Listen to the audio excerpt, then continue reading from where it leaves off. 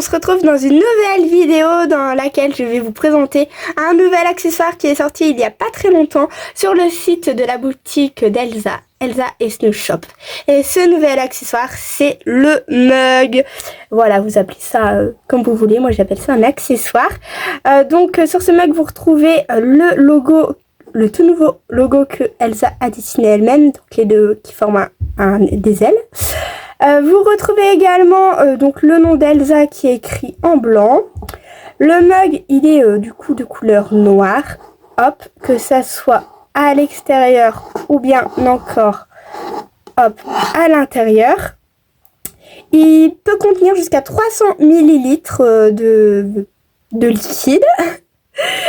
Et ce qui est bien, c'est qu'il passe au micro-ondes et au lave-vaisselle. Pardon, je cherche mes mots. Donc c'est plutôt pas mal. Ensuite, qu'est-ce que je peux vous dire d'autre que d'après ce qui est noté, hop, en dessous du mug, il a été créé donc en Chine.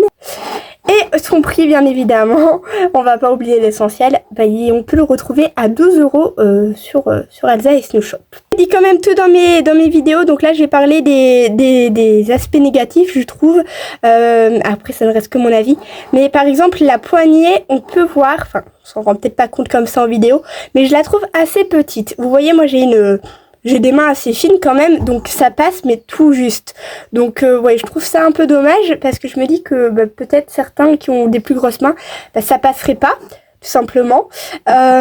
Ensuite, il faut savoir qu'il est, au niveau de la taille, il est plus petit. Alors, il peut quand même contenir 300 ml, hein, ce qui n'est pas rien, mais il est plus petit qu'un mug normal. Je vais vous montrer un mug d'Elsa et Snoo que j'avais acheté, hop, donc là, au marché, sur un marché.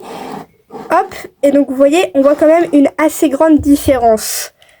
Que ça soit au niveau de la poignée ou bien même au niveau de la taille.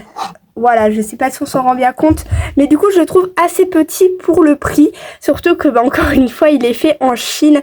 Donc ouais, je ne sais pas. Personnellement, je trouve qu'il ne fait pas son prix.